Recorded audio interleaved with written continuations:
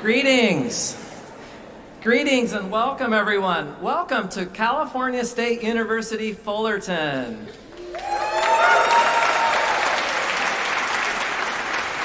My name is Scott Annan, and I'm a mathematics professor here at Fullerton and co-director of the 2023 Southern California Conference for Undergraduate Research. At the risk of dating myself, it was exactly 20 years ago that I brought a research student of my very own to SCCUR for the first time. It was an exciting moment, and trips to SCCUR conferences have never gotten old. We are very happy and proud to have you all here today, and after nearly a decade of recovering from hosting this conference in 2014 here in Fullerton, we are now honored and ready to host the event again on our campus for the second time. Undergraduate participation in high-impact practices, such as research, discovery, and creative activities, is perfectly aligned with the mission of Cal State Fullerton. Our campus cultivates lifelong habits of scholarly inquiry, creative thinking, dynamic inclusivity, and social responsibility. And we embolden Cal State Fullerton's titans to become intellectual, community, and economic leaders who shape the future. This is truly a remarkable event, filled to the brim with creative performances, exciting ideas, and scholarship, and countless opportunities to discover the possibilities, the theme of this year's conference, which, by the way, is one of the largest Southern California conferences for undergraduate research conferences to date. By the end of today's conference, this campus will have hosted close to 600 student presentations delivered by nearly 1,000 students from more than 70 different institutions from coast to coast. We have students here who have been mentored by world-renowned faculty with research impact and engagement that stretches around the globe. I was actually tickled to learn, in fact, that because of the size of today's event, the organizers of the USC versus UCLA football game today had contemplated pushing back their kickoff so as not to avoid a schedule conflict with us. In the end, they didn't take our advice, and so they do so at their own peril. We'll see. We are proud of each and every student who is presenting their research here today, and to each of them, we say thank you. Thank you for modeling how to discover the possibilities as only you can. I also want to be sure to recognize the many faculty mentors who are here today. You have given much of yourselves to the betterment of the students you have mentored, as well as to our society at large. Thank you for encouraging your students to share their projects here today. I would also like to underscore that today's conference would simply not be possible without the help of hundreds of individuals. We have dozens and dozens of Cal State Fullerton students who are volunteering their time and talents, helping you with registration, directions, food, technology, and much more. We have also had abstract reviewers who have labored over those 600 or so abstracts for this conference. There are the moderators of today's oral sessions who are helping to keep those sessions flowing smoothly. And last but not least, there's the local 2023 SCCUR Planning Committee, including all of the IT support staff who have worked tirelessly on everything associated with our conference. Let's take a moment to recognize all of the individuals, and that's a lot of you, who have contributed in these various ways. Would any student presenters, abstract reviewers, oral session moderators, or members of the planning committee please stand for a moment so that we can give you our appreciation and express our thanks for all you have done for SCCUR 2023.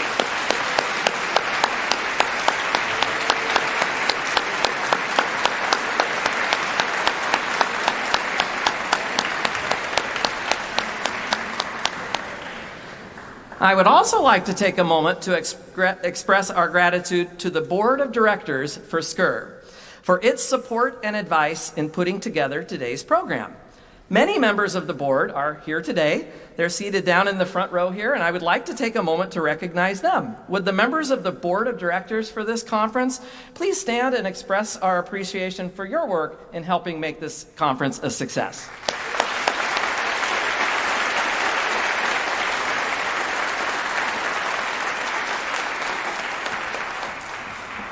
And by the way, while I'm on the subject of the SCCUR Board of Directors, I should mention that just this past week, our board was able to confirm and approve the next host institution for SCCUR. That's right, you can mark your calendars now for November 23rd of 2024. And stay tuned, because in a few minutes, we're going to announce the host institution for next year's conference. And I hope that we will see you there as well. At this time, I want to introduce my very good friend and co-director of this event. He's a wonderful mentor who has shepherded copious groups of his own students to present their work at SCCUR over the years. I also found out he happens to be celebrating a birthday today, so we have to be extra nice to him. An extra shout out to Dr. Sajil James, Associate Professor of Mechanical Engineering. Come on up, Dr. James.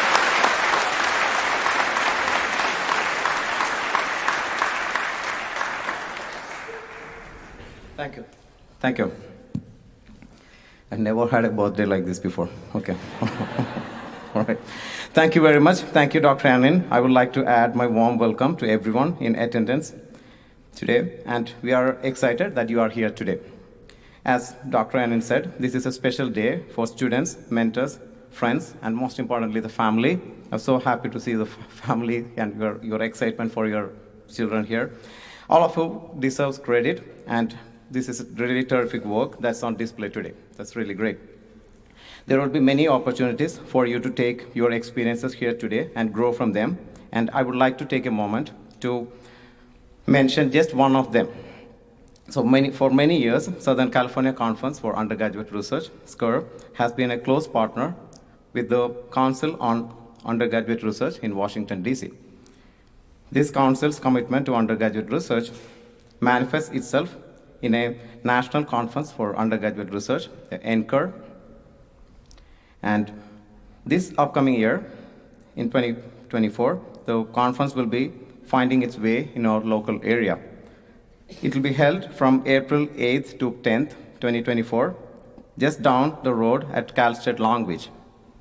I want to take this opportunity to encourage those who are presenting your research today to give serious consideration to taking your research to SCCUR in 2024.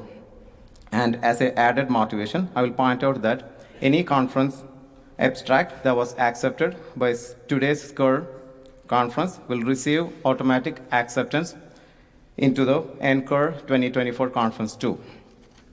So one important note, the deadline for the abstracts for the SCCUR conference is coming up pretty soon on December the 8th, but I encourage you to apply and submit your abstract. This morning, we have already had the opportunity to hear and see dozens of research projects in oral presentations and posters, and we are just getting started. This afternoon, we will have 2 more poster sessions and 1 more oral session. And I should mention that some of the students are also going to get lucky. Get lucky? Okay, they are going to get lucky to win some prizes. Okay, we are so happy. We have several of the prizes, including, I'm going to list few prizes here. Maybe you're excited. Including, the prizes includes waterproof portable Bluetooth speakers. We have Bluetooth wireless AirPods and Beats Studio noise cancelling earbuds. Okay. All right.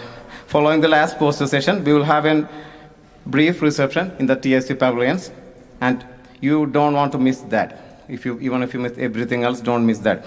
We will spin the wheel of names. We'll give out the awesome prizes, but only one condition: you have to be physically present there to receive the prizes. Okay.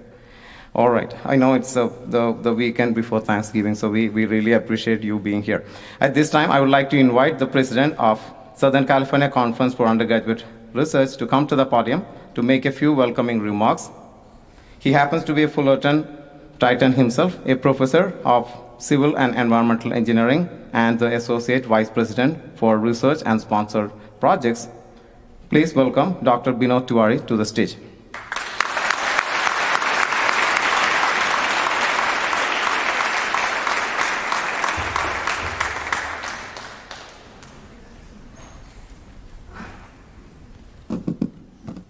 Thank you, Dr. James.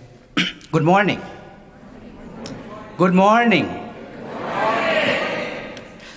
On behalf of the Southern California Conference for Undergraduate Research Board of Directors, I would also like to welcome you to the 2023 Southern California Conference for Undergraduate Research here at Cal State Fullerton, and thank all our students and their mentors for their hard work in submitting their abstracts and presenting today, either at the poster or the oral sessions.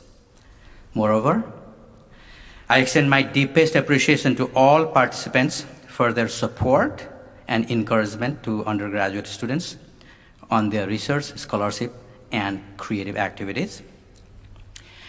Southern California Conference for Undergraduate Research, SCCUR, is an organization of Southern California faculty, administrators, and interested members of community who share the common goal of improving education for college and university students through hands-on experiences of undergraduate research, scholarship, and creative activity, a high-impact practice for student learning and engagement. Did you know the first ever SCCUR conference was held exactly 30 years ago this month? Did you know that? That's right. SCCUR was born when a group of educators in the greater Los Angeles area got together and organized this conference at Caltech back in 1993. Since that time, the annual conference, always held on the Saturday before Thanksgiving, has been attended by many thousands of students, researchers, writers, artists, and their faculty mentors, and guests. And here we are today, 30 years later. Today, SCCUR is as strong as ever and certainly as large as ever. You are all a part of this magnificent Titan-sized event. It is my great pleasure to announce that, as Scott mentioned, I'll be announcing something. Now, it is my great pleasure to announce that the SCCUR Board of Directors have unanimously approved California State University San Bernardino to host the SCCUR 2024 event.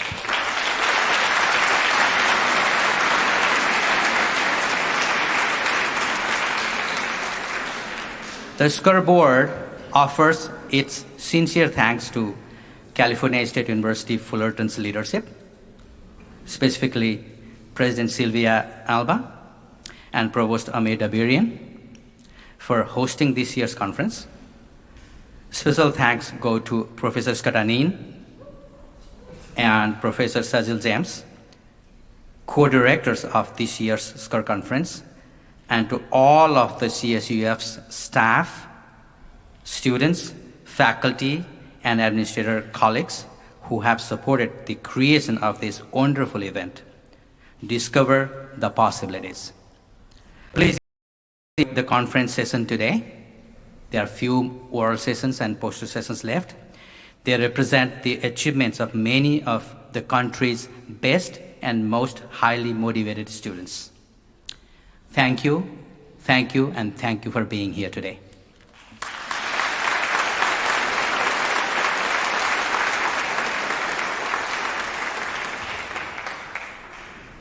Thank you, Dr. Tuare, for those inspiring remarks. As a fellow member of the board of directors, along with Dr. Tuare, I have seen members come and go from the board through the years, but I want to take a moment right now to shine the spotlight on one of the board's founding members, who is no longer with us. Dr. Bill Whitney served as the treasurer of the board for many years. His was a generous spirit, and no one was a bigger champion of undergraduate research than Bill. A few years ago, Bill Whitney passed away, but in his honor, the SCCUR board recently named the Whitney Travel Award as a funding source to support undergraduate students to attend the National Conference on Undergraduate Research. And I'm pleased to announce that in 2023, we have chosen the first scholarship recipient of what I hope will be a long and growing roster of award winners. The inaugural recipient of the Whitney Travel Award is an author and an English student at Los Angeles City College who aspires to earn a PhD and become an English professor focused on digital humanities, feminist theory, and British and American modernism. She recently used the Whitney Travel Award to attend the SCCUR conference, and I am so pleased to tell you that she is here today with us. This afternoon, she will be giving an oral talk titled Women's Writing is Risky and Forecasting Dangers in a Room of One's Own. I asked her if she would come to the stage and say just a little bit of a few words and also to receive a recognition from the board, essentially, for being the first recipient of the Whitney Travel Award. Star Swanson, could you, along with Sarah Dunn, please join me up on the stage?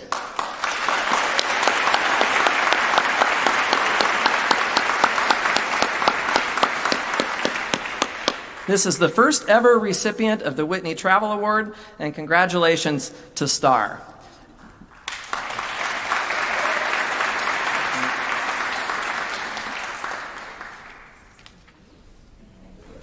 Do you want to say a few words?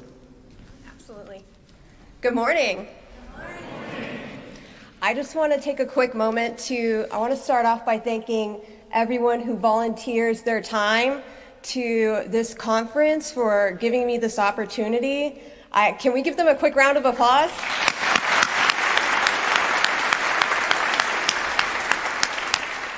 As of last year, I attended this conference, and it was my first conference ever outside of my school, my second conference.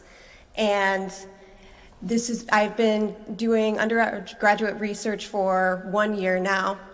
And this travel grant has made it such a memorable experience. It has really been affirming and confirming to the career path and the field of study that I have chosen. If you're sitting there and you're thinking about applying to these larger conferences and you're thinking, well, maybe, I don't know, I don't feel so sure about my research, go for it. You're smarter than you think you are. And so once again, thank you so much for this opportunity.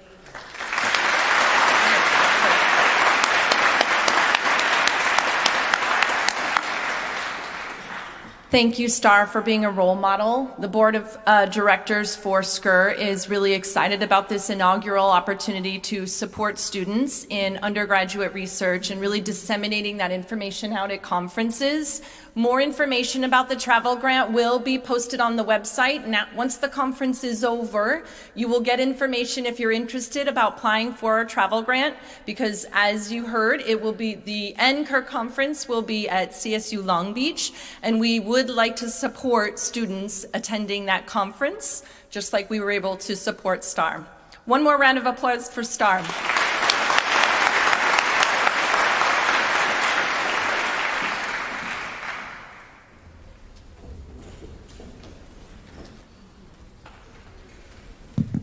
Thank you, Star, for sharing your story, and that's very inspiring. Next up, I would like to introduce one of Cal State Fullerton's greatest champion of students and undergraduate research. Dr. Amir Dabirian is a two-time alumnus of this university, earning both bachelor's and master's degrees here. He has served the campus for nearly 40 years, and he was appointed as the provost and vice president for academic affairs just this past spring. He's a professor of marketing and has been a consummate educator for many years, spearheading high-impact practices initiatives and shaping our campus strategic plans. He has worn many hats throughout his tenure in Fullerton and has left an indelible mark throughout every corner of this university. We are lucky to have him here with us today, and I want you all to help me to give Dr. Dabirian a warm SCCUR welcome as he comes to the stage.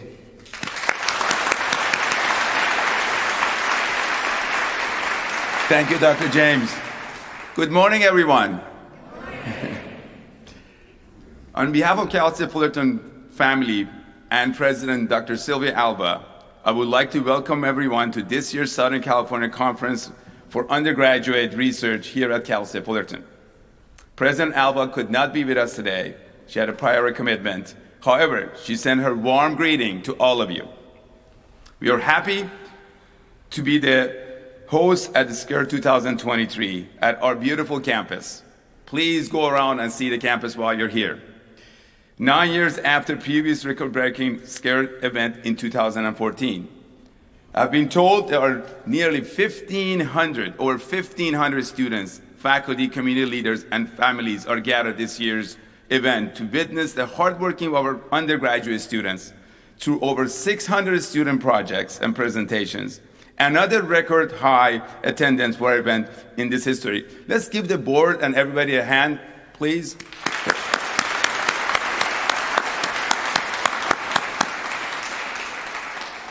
I look forward to seeing the wide array of projects, from a creative expression of the human spirit to intellectual challenges across the academic spectrum, that we'll share today. It is truly a day discover the possibilities.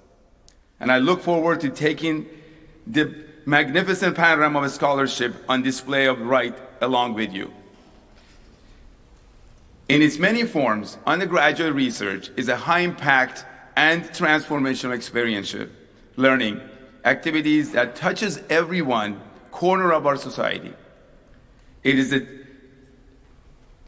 challenges us to explore, learn, and evolve into seemingly unformidable mysteries, and its bright minds and guiding hands of our students and mentors. It is a challenge we accept. It brings best of us working together for a better future. We at California State University Fullerton are now in the process of developing our Fullerton Forward 2024-2029 strategic plan. An essential part of that plan will be continued stronger commitment to students and faculty arrangement in scholarly and creative activities. And today's conference is an example of this reminder that how significant and far-reaching these activities are. Indeed, undergraduate research is one of the great hallmarks of our university, and most proud of to have this opportunity to showcase this here. It could be just one idea, question, or conversation. There are so many opportunities to be inspired by more than 600 student projects accepted in this year's conference. I hope you will find the inspiration here and count SCCUR 2023 as one of the impactful events along your academic journey, discovery, and lifelong learning, no matter where you are today. On behalf of Titan family, I would like to thank SCCUR board for accepting our request to host this year's SCCUR's event at Cal State Fullerton. My special thanks goes to Professor Scott Annan and Dr. Sejal James, co-director of this event, and Associate Vice President Dr. Binod Tiwari, and the Office of Research and Sponsorship, and the CSUF IT team, and many others. We have spent several tireless months to make this event successful. Thank you again, and welcome to Cal State Fullerton.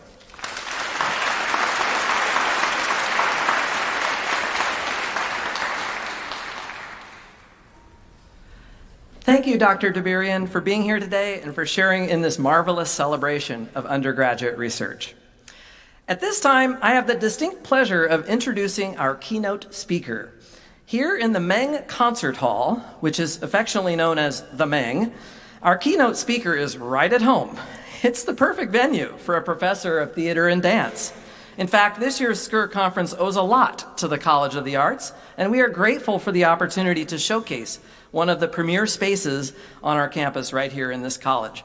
And also to be able to showcase one of our most accomplished faculty members along with some of her students. But Lisa Long is no ordinary faculty member. She's a choreographer, a dancer, and even a licensed massage therapist, along with being an educator, of course. Lisa passionately shares her gifts with countless students here in Fullerton and around the world.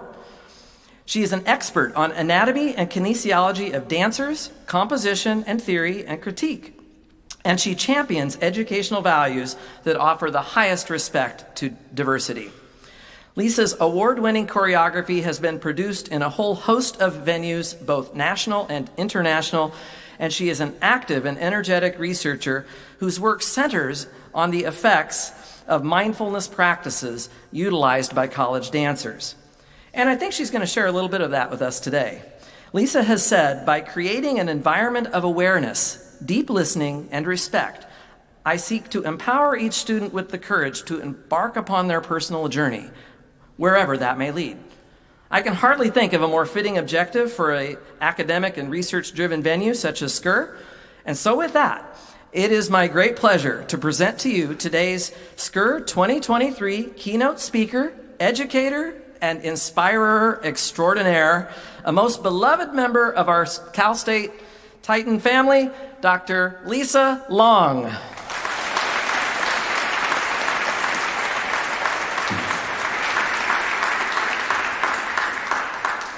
Thank you, Scott. And hi, everybody. I can't stand behind a poster. I'm a dancer. So get ready for the interactive portion of our activities today. It's really pretty cool to be in a room full of curiosity, because that's what research is anyway, just curiosity. You have an idea, you have a question, and you just want to explore to find the answer. So my curiosity started with a career in dance.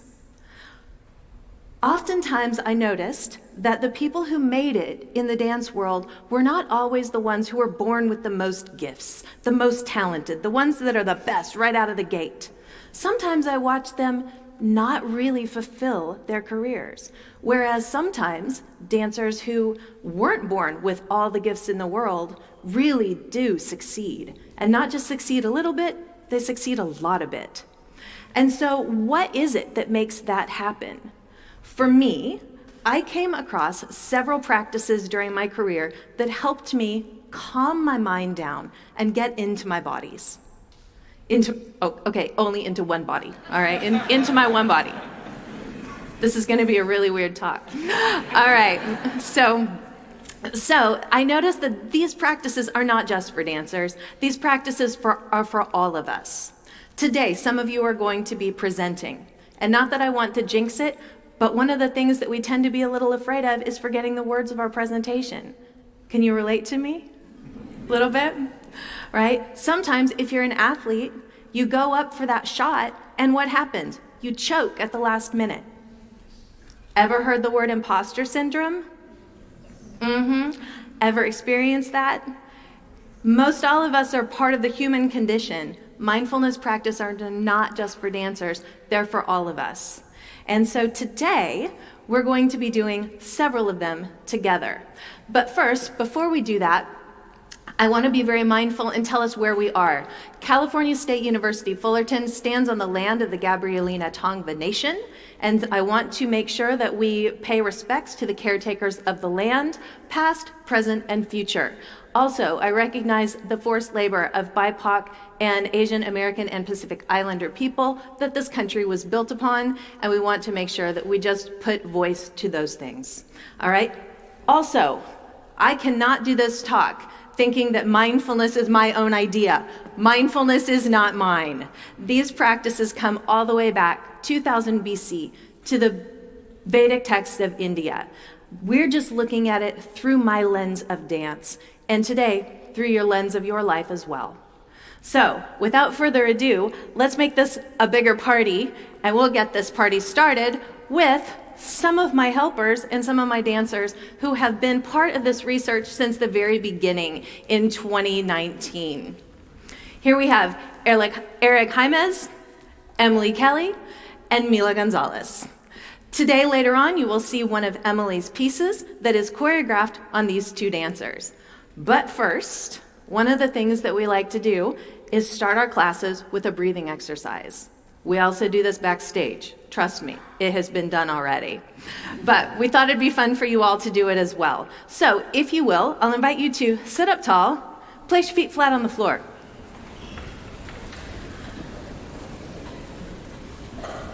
All right, we're going to do a breathing exercise that basically takes 3 breaths. We start with a 4-count inhale, and then we have a 6-count exhale. Maybe you've noticed that if somebody is ever in a state of anxiety, one of the first things we say to them is, take a deep breath. Well, if you think about it, the inhale is what enlivens the sympathetic nervous system response, the fight or flight. So if we take a deep breath, that's fight or flight. That's winding them up even more. So when somebody is in a state of agitation or just nerves, slow down your exhale. It's by slowing down your exhale that we are able to enliven the parasympathetic, the rest and digest part of the nervous system.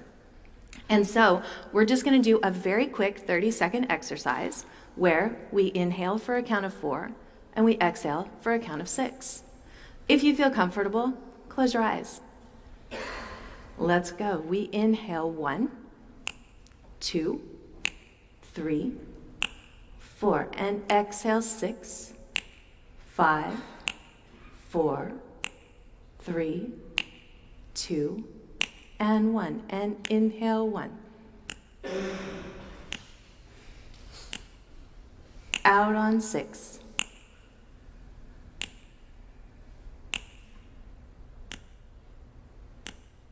And on your own.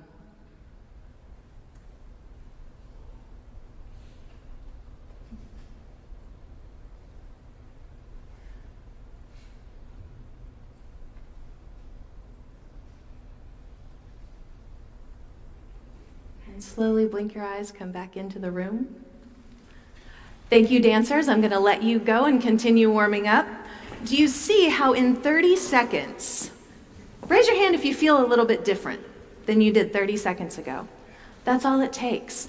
All of these practices that I did my research on are simple and quick. We're not adding a lot of information. We're just using very explicit information in small chunks to make a tremendous difference. The title of my research is Mindful Rigor. Oftentimes when we think of mindfulness, it's a little bit purple, a little bit hippie, right? So we see that. Mindful rigor is the ability to get one's mind stopping the spinning, stopping the this feeling into one's body so that you can actually work harder and longer to achieve your goals. So it's a very much two-sided component. The mindfulness, yes, but also because the mindfulness, when it's there, allows us to dance harder, longer, and more with more intelligence. Because when the mind is quiet, we can find the answers for which we're looking. So, what is mindfulness? Mindfulness is we hear it all the time. It's a buzzword. Mindfulness for babies, mindfulness for moms, mindfulness for families, mindfulness for athletes, mindfulness for business, mindfulness for everything, right? But what really is it? So mindfulness is a non-judgmental awareness of the body, the mind, the feelings, and for our purposes here in an academic environment, our communal consciousness. So mindfulness of the body, that's our breathing exercise that we just did. Did you become a little bit more mindful of your body? Mindfulness of our mind, we're going to get to later when we go through a self-talk tracker. Mindfulness of our feelings, we see that manifest in our students. The ability to know how you feel. Am I feeling agitated? Am I feeling joyful? Am I feeling angry? Am I feeling delighted? Just the awareness of those feelings is going to help us process them much better. And the last component is mindfulness of our community consciousness. Have you ever walked in a room and the vibe is off?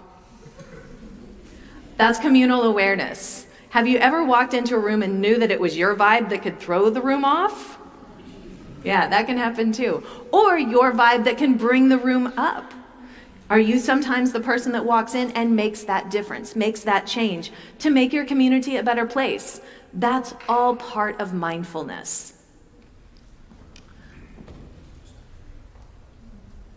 There we go. So when I started to look at this, I formed a thesis. Would implementing 4 explicit mindfulness practices into a dance classroom increase dancers' physical, mental, and emotional awareness? And so oftentimes they talk about dance is already a mindfulness activity, correct? You've heard that, yeah? Dancing will make you mindful. Well, yes, of course, dancing will make you mindful if you're doing it in your living room or at the club or in the shower or wherever you choose to dance, but just like that. See what happens when you sit in the front? All right, yeah, but mindfulness, when you're trying to do it as a profession, can be fraught. Like anything that has high stakes. If our dancers are trying to get in to the real world and make money doing this thing, it can become very anxiety producing and very less mindful. So, can we go to the next slide? So, there we go. The initial study that I formed consisted of a breath awareness exercise beginning our classes. We just did that, 30 seconds. We have several of them, but we just gave you the basic one. You can use it in your daily life. It's a pack and go. There's your swag bag. The second thing I did is I put in a closed body awareness exercise. I call it Sherlock Holmesing a combination. We're going to do that later too. You didn't know that you were going to dance, but we are. Don't block the doors. Block the doors. All right. So we'll do a closed eye awareness. Also, we do a self-talk tracker, which I will also invite you to do today. And the final thing is a final Shavasana, and we'll do a mini version of that. Great. And so when I went out, I asked Google, what's out there about dance and mindfulness? And Google said, yeah, dance is a mindfulness practice. But wait, let me show you the slide first.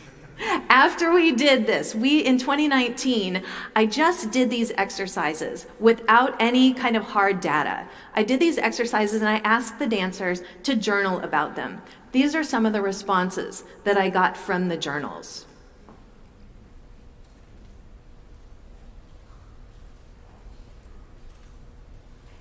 This last line, I also learned how to regulate my emotions a little better and understand them too. This new exploration of my mental health really benefit my dance life and my personal life too. This is a high impact practice. This is how we take what we're learning here in college environment and really take it out into the world and make the world a better place. Can you imagine? Just in this, now this is a little this. Can you imagine if people were more mindful on the daily? What if people were more aware of how their emotions are influencing the community? What if people were more aware of what their self-talk was doing? What if, before we had a discussion, maybe a heated discussion even, we took those 3 longer breaths to put ourselves in a rested state before we tried to discuss things that are maybe a little bit charged? How much could this research help all of us? So, also, okay, we can go on now. Now I can row back. All right, this is the information that was out there. Mindfulness, dance is a mindfulness practice, yes, unless you're trying to make a bunch of money doing it.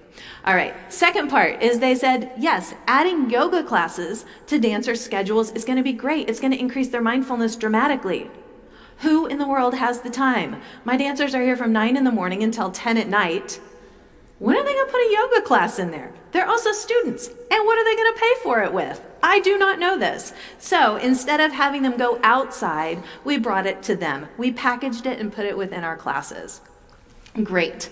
And so right here, there was also, Google said, there's already a questionnaire that's been proven. It's called the 5-Facet Mindfulness Questionnaire by Ruth Baer and her associates. So the questionnaire has some basic questions about mindfulness on it. You can see a few of them. There are 40. This is just a snippet of some. I'm easily distracted. It's hard for me to find the words to describe what I'm thinking. I notice how foods and drinks affect my thought, bodily sensations, and emotions. I feel like that should be at the front of every drive-through, right? Every fast food restaurant should have that right before you go into the drive-through. How is this going to affect me? I don't know. All right, so I had my students take this questionnaire, but then I built on and made one specifically for dance because I wanted to be able to quantify that these practices work. We can say they work. My students can write that they work. But I wanted to actually jump over into some harder research and put numbers to this. I wanted statistical data that backs it up and says, it's not just in their heads, it's really changing things.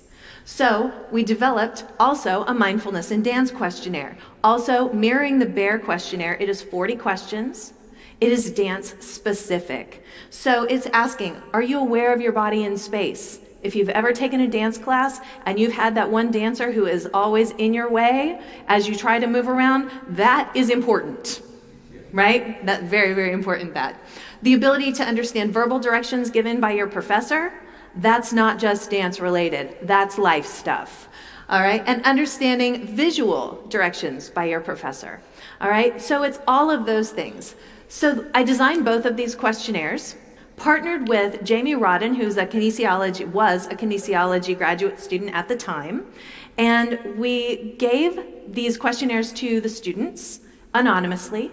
I did not give them out. Students did not know that I was in charge of the experiment. Jamie came in and did that. So we got anonymous data collected. We did the practice for 6 weeks, and then they had to fill out the questionnaires again. We've tracked since 2019, 2020, the infamous online year, which they were really helpful, 2021, 2022. Every single time we have quantifiable data that there is significant increases in metacognition, emotional intelligence, critical thinking skills, and multiple intelligence and sensory learning. Every single time. Not just in the mindfulness and dance questionnaire, but in the FFMQ as well. Great, next slide. So, the next thing we're gonna do is we're gonna walk through a self-talk tracker activity. I will invite you, if you have a piece of paper available and a pen, get it out.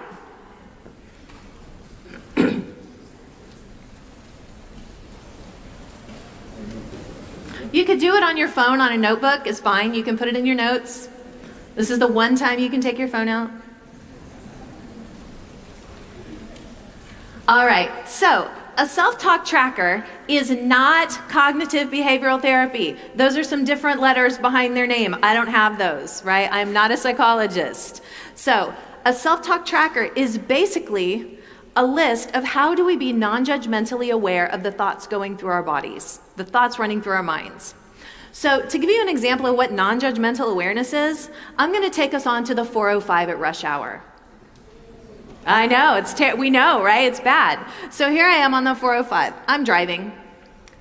There's an incident on the other side of the highway. For the sake of this presentation, nobody is hurt. It's just an incident. All right? So I'm driving.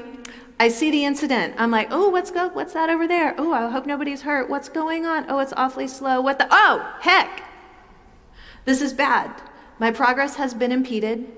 I'm not helping the people behind me. I'm stopping the flow for the people behind me, for myself, and I'm causing a lot of issues because I'm stuck in this one thought concerned with that incident over there. Where what we would love to happen is non-judgmental awareness. I'm driving down the 405, there's an incident over there. I see, oh, there's an incident. Peace, I hope everything is good. Moving right along, look, I'm back on track. And I'm not stuck in that thought. So oftentimes we'll have a thought. Maybe it's a good thought. I'm a rock star, I'm a rock star, I'm a rock star, I'm a rock star. And then I'm not paying attention. Maybe you'll have a thought. I'm too this, I'm too that. I'm not enough this, I'm not enough that. That person's this, I'm not that person. That person's this. And we have this mental clutter. And so what I'm going to ask you to do is on your paper or on your phones, create 2 columns. The first column is helpful thoughts. The second column is challenging thoughts. And for the rest of the day, this is kind of fun because you're presenting today. And so you're probably in a bit more of a charged environment than you are on the daily. Go ahead and put down a little hash mark every time you notice one of those thoughts that goes through your head, whether it's, I got this, or I'm too this, I'm too that. Keeping track of what our mind is doing is simply allowing you to see what your habitual thoughts are. And are they helping you or are they challenging you? Again, it's not cognitive behavioral therapy. I'm not asking you to change it. But oftentimes we know that one of the first steps to actual change is knowing what the issues are in the first place. And so I invite you throughout the day, right now, what was your first thought when you woke up? Was it helpful or was it challenging? What was your thought as you were driving here? Was it helpful? Was it challenging? If you're presenting today, when I say presentation, ready, set, go, what is your thought? Is it helpful or is it challenging? So keep that in mind, keep that with you, and see what your roadmap looks like. That's really all you're doing, is you're creating a roadmap to give you non-judgmental awareness of your thoughts. One component of mindfulness. Great. Okay, next slide. Oh, so now I'm going to invite my dancers back out. Here comes the fun part. All right, so now we're going to dance a little bit, but you can do it seated, and it's only with your hands, so it's pretty low stakes. All right? So we're going to learn a combination, and then we're going to do a metacognition exercise, an exercise that allows us to know what we know and what we don't know. Because oftentimes, if you don't know something, your mind gets in this blurry situation, and in that situation, you're actually stopping the blood flow to your brain. When you're stopping the blood flow to your brain, you're actually slowing down your process of figuring things out, your critical thinking response. So we're going to try to hack through that by doing what I call a Sherlock Holmes exercise. Sherlock Holmes was not all wound up about this. He was just looking at the clues, trying to solve the mystery. So we're just going to non-judgmentally look for the clues and solve the mystery of this very short combination. So, do with me if you will, everybody. We're going to use our hands. We're going to push our hands out on 1. Pull them back on 2. Cross them on 3. Open on 4. Punch on 5. We're going to walk it back on and 6. And 6. You're going to cover your eyes on 7. And on 8, you're going to give me a pose. Think about your pose. Make it good. Let's do it. All right, so next slide. Here's what we're going to do. We're going to do it one more time with me and the dancers. Here we go. We're going to take it out on 1, pull it back on 2, cross on 3, open 4, punch on 5, walk it back, close your eyes, and pose. All right, so now what I want you to do is I want you to close your eyes, go through it. If you feel comfortable, close your eyes, go through it with your eyes closed, and see if you know it. If you know it, fantastic, you're a rock star. If you don't know it, see if you can find the gap.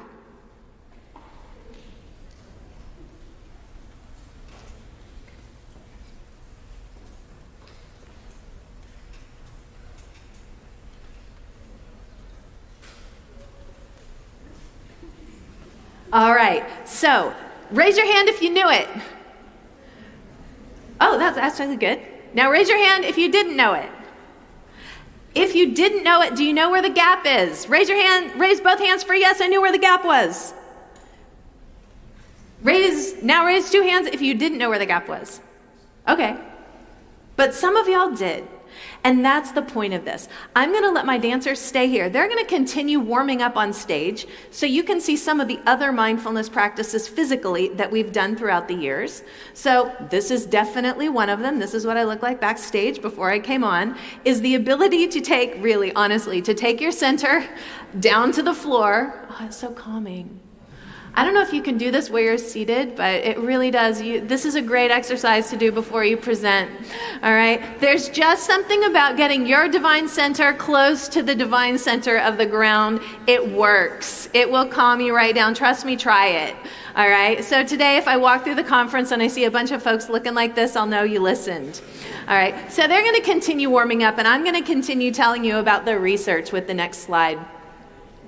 So here were our results. We found that mindfulness in dance total scores increased significantly every single time we did this research. Sensory learning and multiple intelligences, 14.8%. Critical thinking, up 17.8%. Metacognition, what you know and what you don't know, up 18.1%. Emotional intelligences, up 9.7%. And the total FFMQ, your generalized daily mindfulness scores, were up 9.2%. Next slide. So our conclusion. Overall, the study proved evidence that mindfulness-based intervention could enhance the mindfulness level, the physical, mental, emotional, and communal awareness of our students every single time we did it.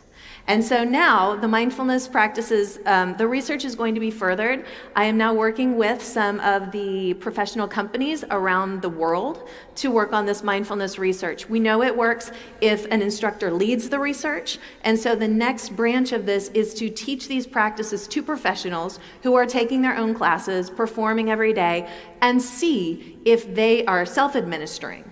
If they just put this into their routine, is it going to change things for them as well? And then hopefully we'll go back and then test little ones before they even get little ones at Daisy Mae's Dance Ranch and Dolly Dinkle's School of Ballet. We're going to test those students too and see what happens and see if we can really build a better ship from the ground up. Next slide.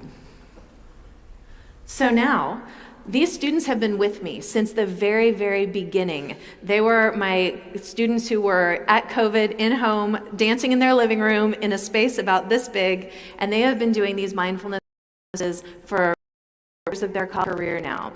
And so our research in dance is often a creative activity. This is Emily Kelly's creative activity. This is her research into a dance called Presence. So without further ado, my dancers will perform.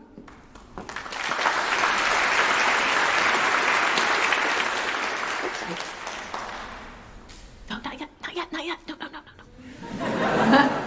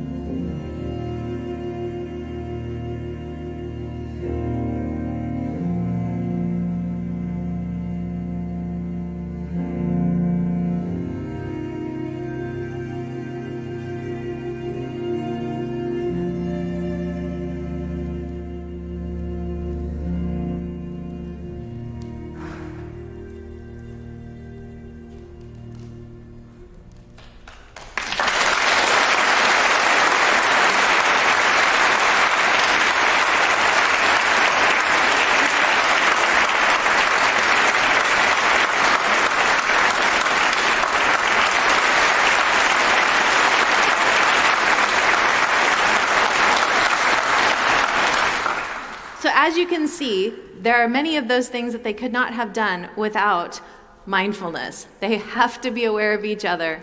They have to breathe. Yeah, there's no option there. And so the final thing that we add is if you would all like to just take a Shavasana. Shavasana, I did not invent this. I just took time in the end of my class to add a moment for the dancers to absorb all of the information that they've been given throughout a class. How many times are you in class, and by the time you get out, you've gotten this huge download of information? You throw your things in your bag and you jet off to your next class. You're immediately on your phone. You have to check Instagram, have to see what everybody's doing, and you don't take 2 minutes at the end of every class, or even 1 minute, to stop and absorb the information that you've been given. So I'll invite you all right now, take a moment. If you're comfortable, close your eyes.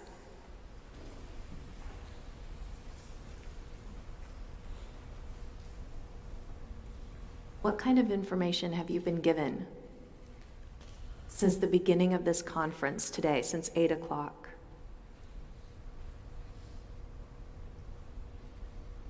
Slowing down your breath. Slow down those exhales so you can actually digest it.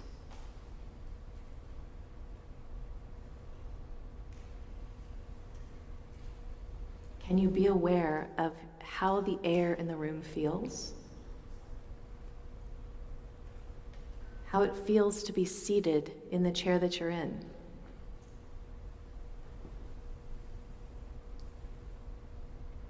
Can you take a deep breath in, and on your exhale, make sure that there's no tension in your shoulders? Inhale again.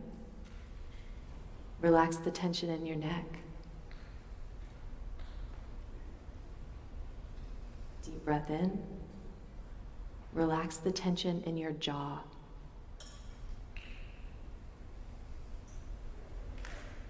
With your next breath, relax the tension in your forehead.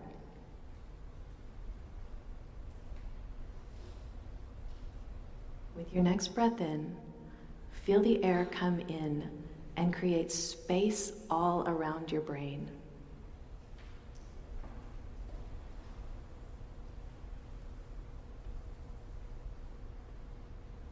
Deep breath in.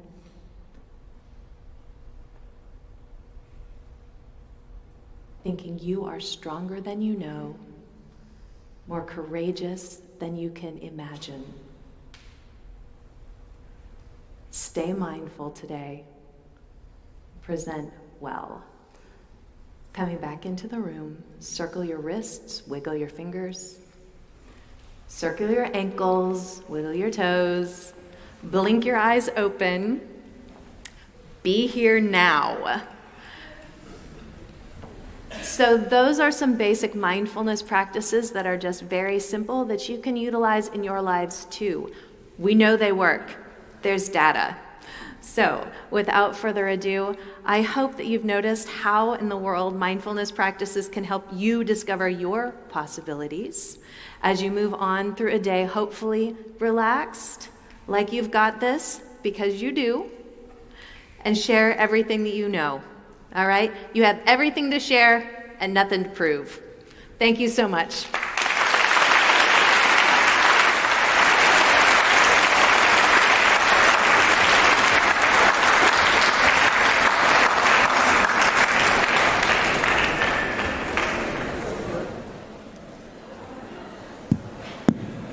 All right.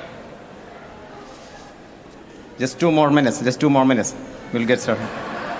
We are not done. We have one more performance. Please hold on. All right.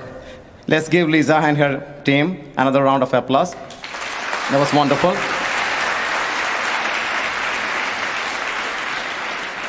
The talents of our faculty members here at Cal State Fullerton never cease to amaze me. And now I need to ask you another question. And I think most of you know that question. What is that question?